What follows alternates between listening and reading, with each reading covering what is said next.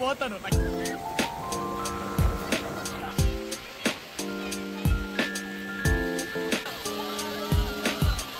Hi everyone, welcome back to my channel. First time పిల్లల్ని చీరాలలో ఉన్న ఓడిరేవు బీచ్కి తీసుకొచ్చాము.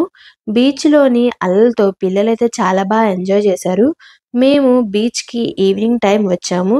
చీరాలలో టెక్స్టైల్ ఇండస్ట్రీ బాగా డెవలప్ అయింది కాబట్టే చీరాలని మినీ బాంబే అని కూడా అంటారు.